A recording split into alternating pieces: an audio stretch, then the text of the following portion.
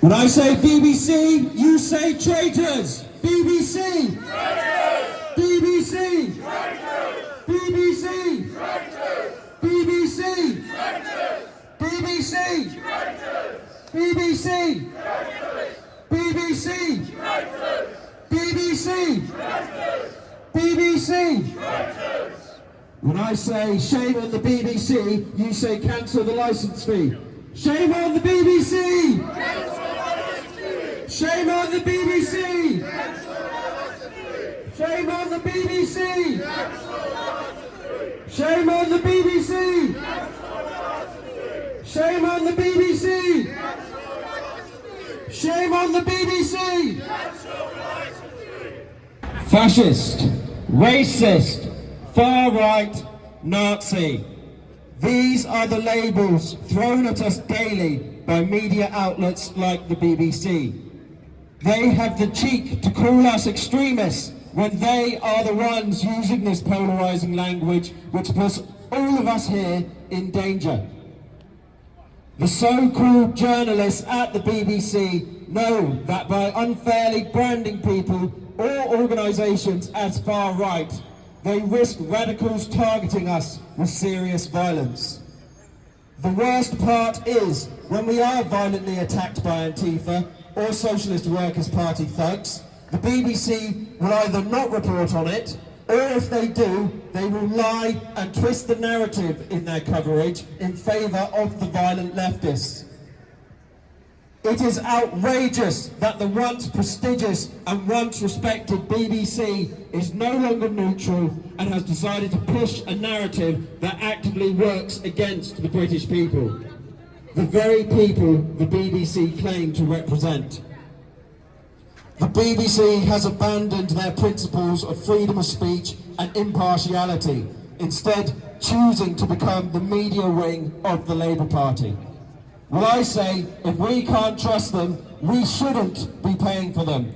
So cancel your licence fee. Shame on the BBC. Say it with me. Cancel your licence fee. Shame on the BBC. Cancel your licence fee. Shame on the BBC. Cancel your licence fee, shame on the BBC.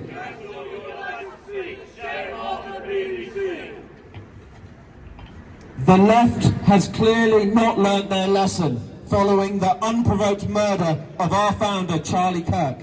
In fact, the BBC branded Charlie as far right multiple times on the day of his memorial service.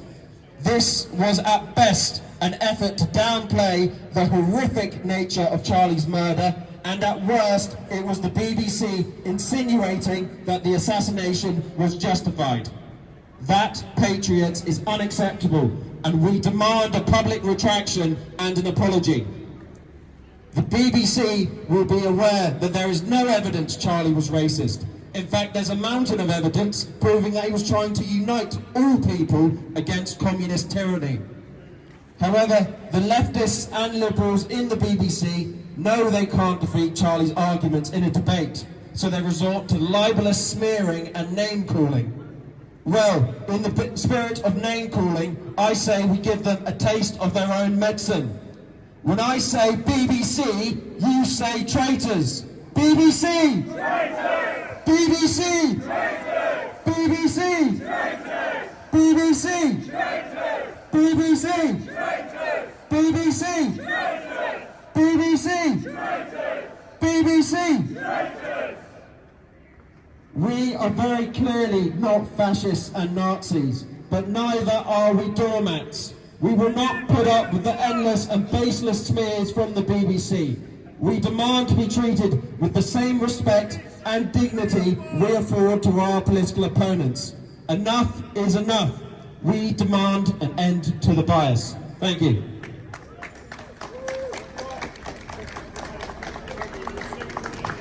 Up next we have a fantastic young speaker. Let's hear it for the Turning Point Youth Ambassador, Young Bob.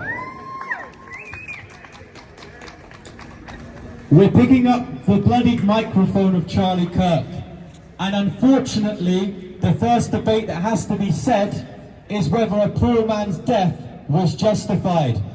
And the media machine fueling this narrative is the British Broadcasting Society and the legacy media, pushing the libelous lie that an individual, pushing for the American dream, for people to take up the Christian cross, start a business and marry and have children. This sort of mundane conservatism was pushed as a fascist trope.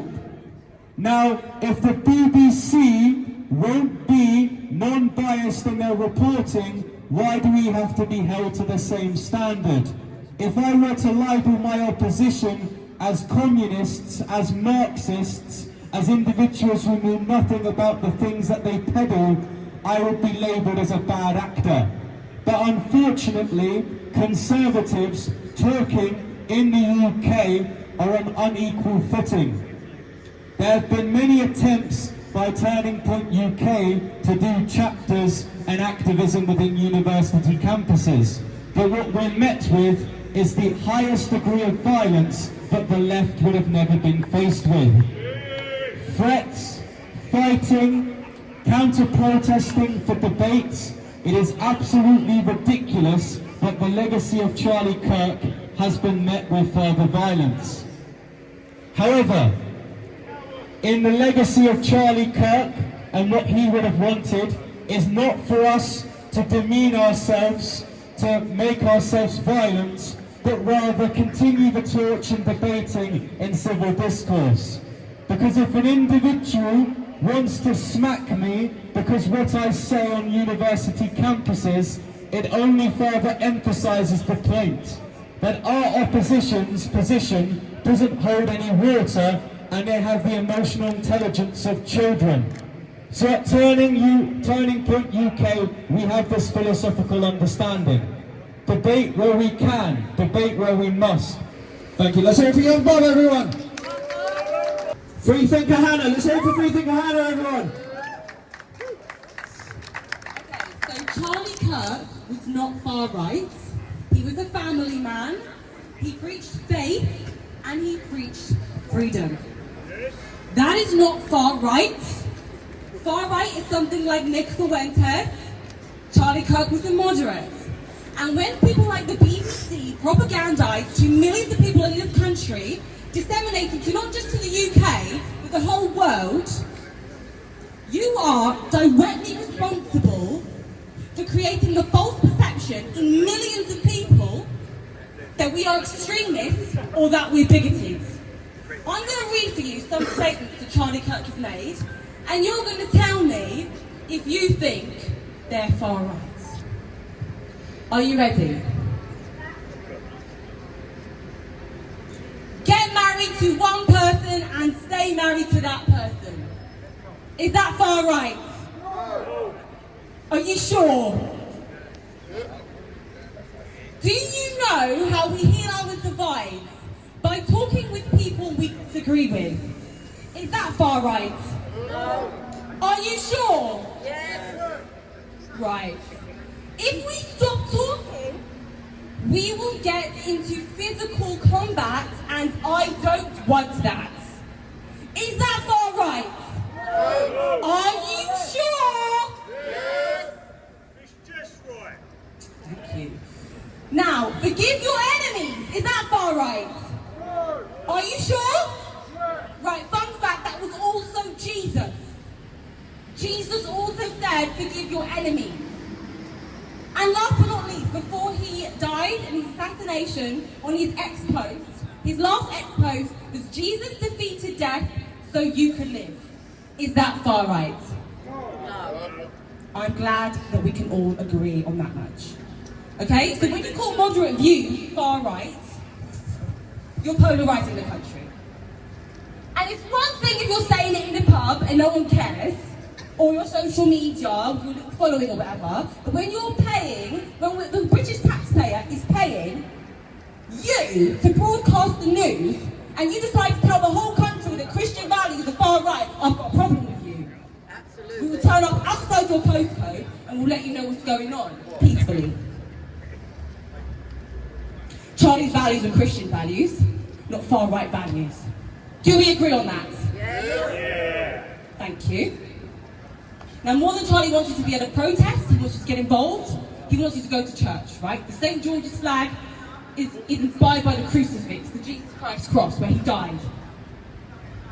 This country, I don't care what they say, is a Christian country. Amen. It's a Christian country, everyone. We go to protest and we go to church. I was there last Sunday, I'll be there this Sunday, and every Sunday after that. In the kids' church, volunteering with the kids. If not on the media team, if not with the ushers, because this is a Christian country. We don't just turn up when somebody dies, we keep turning up to keep spreading our values and keep spreading the gospel of Jesus Christ. Amen. Amen.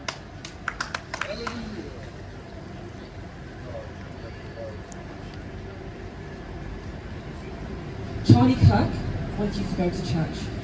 And these two things, I'm going to leave you with this, these two things that you signal when you turn up at these protests like this. Two things.